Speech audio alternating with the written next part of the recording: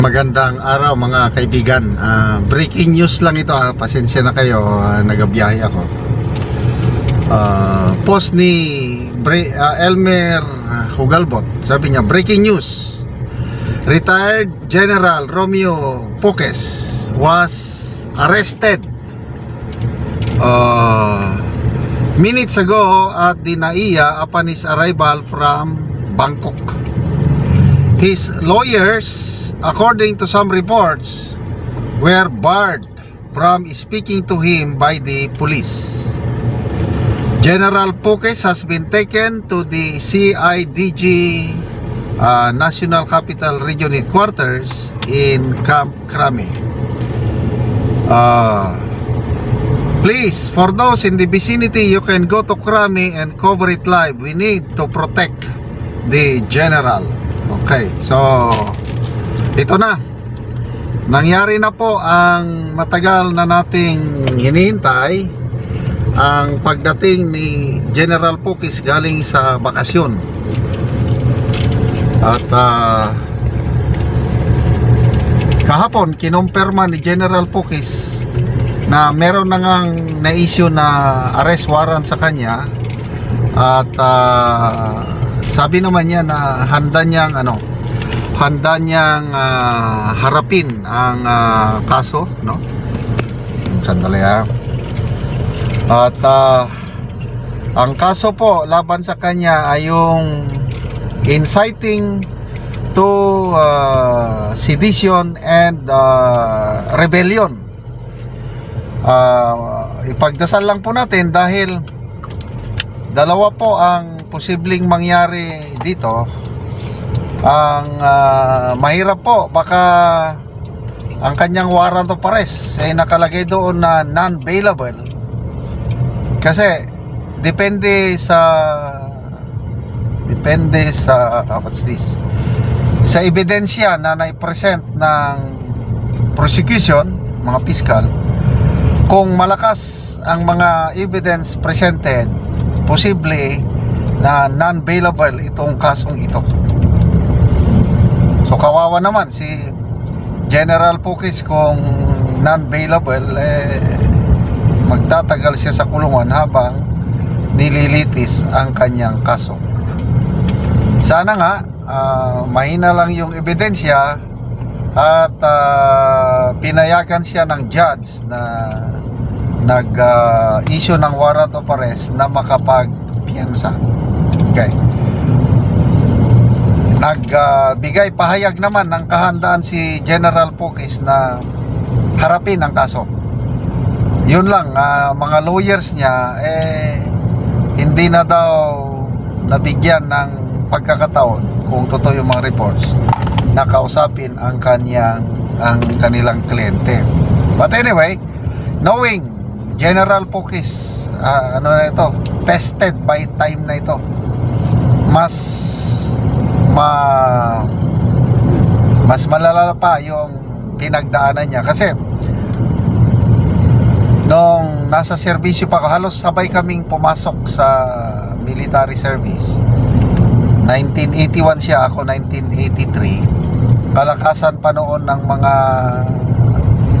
communist rebels. At laking tulong sa amin tong mga Air Force pilots. Kasi sa mga enkwentro namin noon, pag nakakatawag kami ng air support, talagang nakaka-advantage ang mga ground troops. So ito, bemedaled officer itong si General Poques. Marami na siyang pinagdaanang labanan sa mga komunista. At ito, legal lang ito, baliwala. Wag po tayong mabahala. Basta importante lang yung makakuha sana siya ng yung piyansa available, na sana within this day, kasi depende yan sa bilis ng proseso Kung mabilis ang proseso, dinala siya sa PNP, kunan ng mugshot.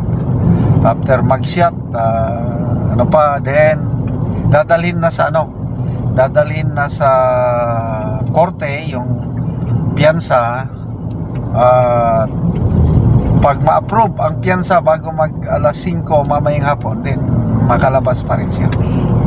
So sabi nga ni General Poke sa kanyang pahayag na ang korupsyon ay hindi nabubuhay sa kapangyarihan. Nabubuhay ito sa katahimikan. Kaya sabi niya, wag po tayong manahimik. Kaya makita nyo yung picture na naipost ni Elmer P. Hugalpot, nakataas yung kamay niya. Talagang malaban. So sabi niya, kung sino pa yung ako na nagsilbi ng marangal, kinasuhan nila, kailang ang mga kalaban ng gobyerno, mga komunista na matagal nang nananawagan na papagsakin ang gobyernong ito ay hindi nila kinasuhan. That's double standard of justice. Pati ang mga yung mga suspects, yung naglustay sa bilyones na pera ng taong bayan through itong corruption scandal ng flood control, malaya pa rin siya na may klarong pagmamahal sa bayan at nagsalita lang laban sa administrasyong ito dahil sa nangyayaring corruption. Siya na ngayon ang inaresto at nandun na. But that's part of race, pakikipaglaban mo sa bayan, kagaya nga ng mga national heroes natin. Lumaban sila noon laban sa Kastila, may mga nagbuwis ng buhay, ating national hero, may mga kinulong, at and then napatunayan na tama yung ipinaglalaban nila. So ipagdasal po natin si General Pukis. Siya na ata yung pinakamataas, highest ranking retired officer na nakasuhan at inaresto. But may tiwala pa rin ako sa ating judiciary. Buhay na buhay. Marami tayong matitinong mga judges na handang magbigay ng patas na interpretasyon ng batas. At alam ko, malalampasan ito ni General Pukis. Salamat mga kaibigan sa inyong pagsubaybay sa ating channel.